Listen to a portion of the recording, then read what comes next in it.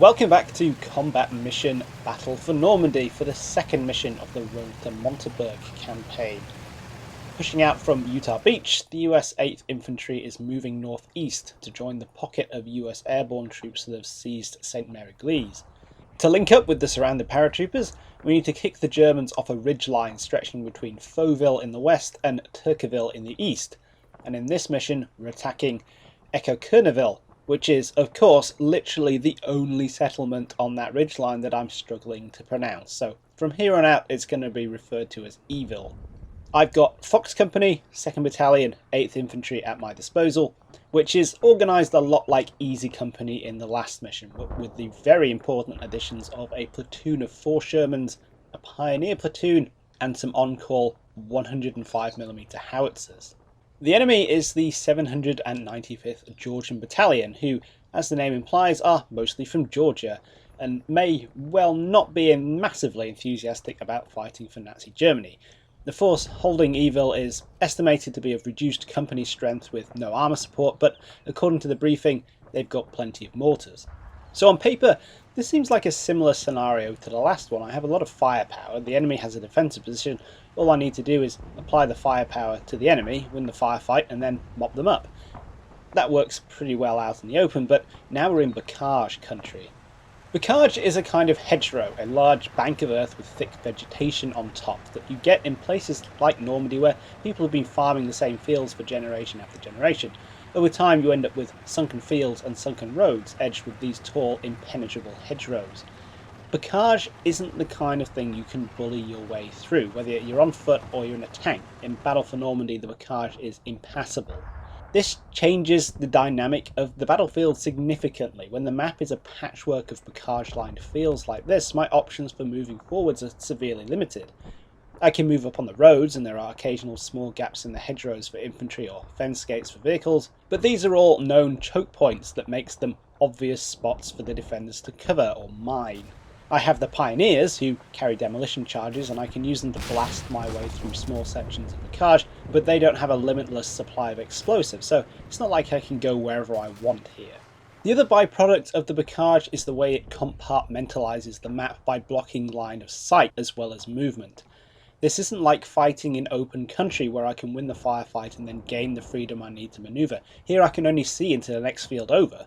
So if the enemy is defending all of these hedgerows, I'm going to have to fight and win the firefight in every single field that I want to go through. As if that wasn't bad enough, because these fields are all pretty small, the way they're limiting line of sight here makes it difficult to engage at range where my firepower advantage is the greatest.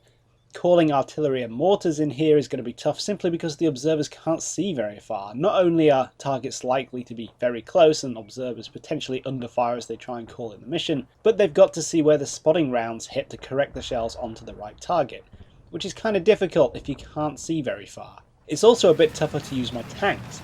I want to keep them out of range of any handheld German AT weapons like the Panzerschreck and the Panzerfaust, and this is difficult because of the short engagement distances. Adding to this the fact that the Bocage offers excellent concealment as well, especially to anyone in a metal box looking out through tiny periscopes, and the hedgerows become a nightmare environment for armour. This means I need to take a slightly different approach than I did back on Utah Beach. To begin with, I've got a relatively short time limit here, just 1 hour, and all this Bocage is going to slow me down quite a lot by restricting my movement options and giving the defenders plenty of opportunities to spring nasty surprises on me. So what I need to do is choose an avenue of approach and then bully my way through it. I've got 3 broad avenues to choose from. I can push down the main road and roll into Evil from the right flank.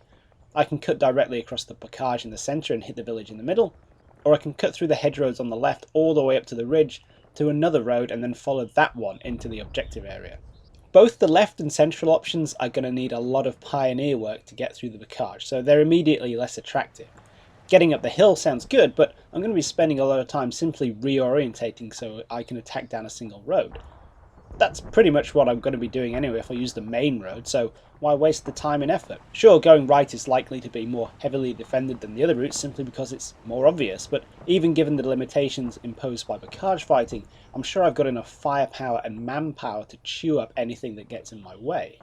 As an added bonus to going right, The objective is a rectangle, and I should end up fighting through it from the short axis. There's plenty of linear cover that's going to allow me to mass infantry firepower. There's this large barn structure I can set some observers and machine guns up in. And finally, and possibly most importantly, it involves clearing fewer buildings than going left.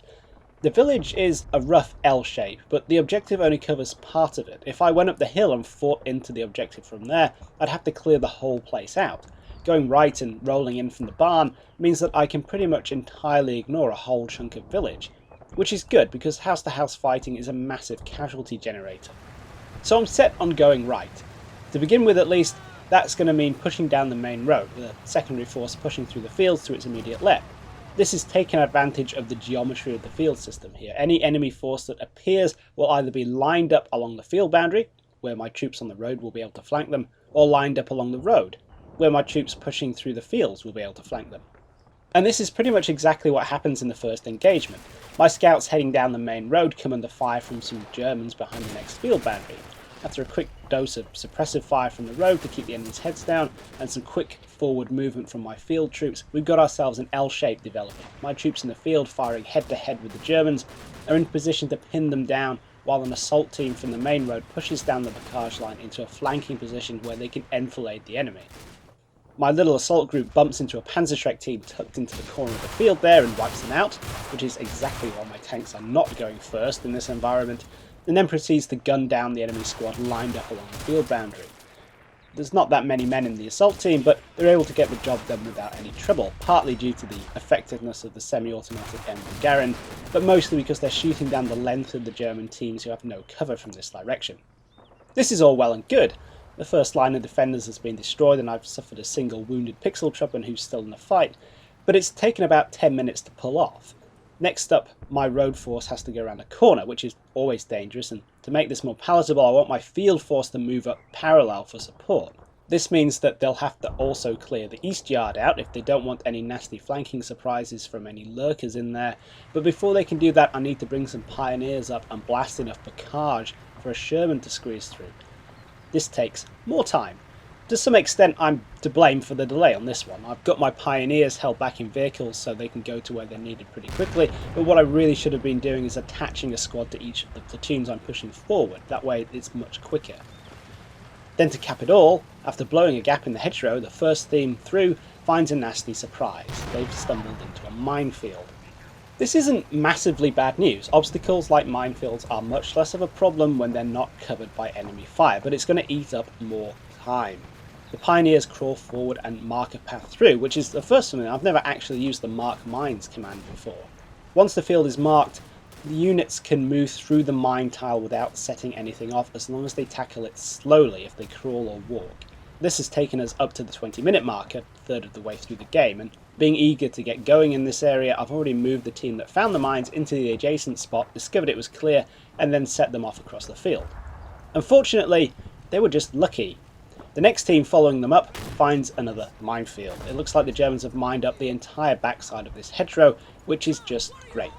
The pioneers mark this tile too, and I'm finally able to get moving again, even if it's just slowly squeezing through the Bocage gap team by team at walking pace to make sure the pixel treppens stick to the marked path and don't lose their toes. By minute 29, literally halfway through the game, my platoon moving through the fields is starting to get into position on the next hedgerow prior to moving on the east yard when they come under flanking fire from an enemy machine gun in depth. We'll get back to these guys in a bit because in the intervening 15 minutes they've spent bogged down playing with the mines.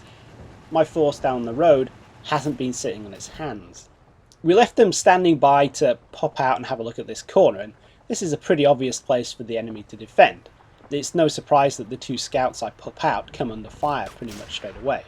This is why I wanted to occupy the east yard's field and flank the junction where the fire was coming from, but with field force playing Minesweeper that's not going to happen anytime soon. I could roll a Sherman up to shoot the enemy position, but it's close range and a Sherman is a pretty hard target to miss at that kind of distance, so it's really up to the infantry. This doesn't mean that the Sherman is completely useless. It does have a set of smoke launchers, so I roll it up and pop smoke to give the pixel trepping some concealment while I deal with the problem. This could have gone a lot better. The smoke grenades end up on the far side of the road and don't totally interrupt the enemy's view, but it's enough to let me dash a couple of teams across onto the far side of the road. These are covered by a fire team on the corner, whose BAR gunner gets busy shooting up the hedgerow. The enemy turns out to be a Panzerschreck team, just 2 men. Though they're quickly suppressed, the German rifleman in the team manages to shoot one of the GIs. After I'm happy that they're fairly well suppressed, and it's not an AT gun position or anything like that, I start moving up my scouts to finish off the pinned down Germans. To make sure that they stay pinned down, I even pop the Sherman out for a few seconds to plaster the corner with MG fire and 75mm HE shells. It scoots back into cover, there's no sense in leaving it exposed, and the scout team makes a dash for the corner where they quickly spot and nail one of the enemy pixel tripping. Of course, now that part of my force has moved up and exposed itself to a new compartment in the Bocage, it means that there are more enemy positions to deal with. The scouts take a few bursts of MG42 fire from somewhere. The shots miss, and while there's no solid spot on the enemy, it's easy enough to follow the traces back to the tower of the big barn, and even easier to shoot the position up with my troops stalled in the field. Despite this, and the fact that the scout team finish off the last man of the Panzerschreck team in front of them, it makes sense to reinforce them and start developing a presence on that Bocage line. But when I move a fire team up, I make the mistake of not rushing the last stretch. That was either an AT gun or a tank, probably an AT gun set up in depth back in the village where it has an excellent field of fire down the main road. So let's not go that way. Luckily there's a field on the right edge of the map that will let me avoid that corner entirely, and once the pioneers have blown their way in, I can start shuffling my infantry through and taking up start line positions for the sweep towards the objective. While this has been going on, the Field Force squad coming under MG fire has gotten itself out of trouble by legging it through a small gap in the hedgerow. One of the Shermans on the road has been able to roll right up to the Bocage and area fire the 2 likely buildings the fire was coming from, smashing the upper floors in with 75mm HE shells. The enemy machine gun fire stops. This gives Field Force the time it needs to move up in greater strength and approach the east yard. The buildings here are probably clear. I've been eyeballing them from the road for a while now without spotting anything, but that doesn't mean I'm not going to shoot up the little compound with machine gun fire and 60mm mortar bombs just in case. As it transpires, the east yard is empty. This has neatly secured the flank of my push towards the village, which kicks off with the blasting of another gap in the Bocage right in the corner of the map. The logic here is that I can use this long, narrow field to push up. It's another set of Bocage compartments, but with both flanks secure and plenty of fire going into the barn tower, I'm only concerned with the possibility of enemies to the front, who I'm sure I'll be able to drown in firepower. If, of course, there are actually any enemy troops there. The Germans can't be strong everywhere, and one of the limitations of the AI is that it struggles to react to what the player is doing. A more reactive human opponent is unlikely to sit in his defensive positions if he thinks I'm sneaking around his flank, but the AI doesn't have the capacity to work out what's going on and adapt. Even though brushing aside 2 infantry teams and a pair of Panzerschreck teams has taken me far too long than I'm comfortable with, I'm no longer meeting any resistance as I push forward. I found a gap in the enemy lines, and although I'm still being careful, I'm able to speed up quite significantly and throw my 3rd rifle platoon into exploit. And I really do need to speed up here. By the time I've occupied the barn, I've only got 10 minutes left and I'm nowhere near the objective. I've at least managed to call the 105s in. Platoon HQ found a spot near the corner where it could see a couple of rooftops in the village and use them to direct the howitzers in. This should soften up any Germans dug into the buildings or force them to flee either out of the objectives or out into the open where they're more vulnerable. I have 2 platoons moving up on the barn side of the road, backed up by 2 of the Shermans, and I'm probing forwards from the east yard on the other side of the road at the same time, where my GIs spot the first living enemy pixel tripper we've seen in a while. As they move up the edge of the road, a radio man with a rifle starts taking pot shots at them out of the window of a barn. It's a nasty little position, set back in a small compound with a narrow field of exposure, but my infantry has pushed up far enough to give my tanks room to operate in relative safety. I'm able to get one of the Shermans up to where it can start taking chunks out of the building, and after a nearby barn collapses from the cumulative blast effect, the German pixel tripper in the compound try to flee. My infantry has moved up under cover of the tank fire though and quickly gunned down some of the more active survivors and take the rest prisoner. Across the road, I've gotten a toehold in the objective, and with 2 minutes to go, got my front infantry running up to the hedgerow bordering Evil's churchyard. On the other side they find plenty of German infantry and lay into them as they panic.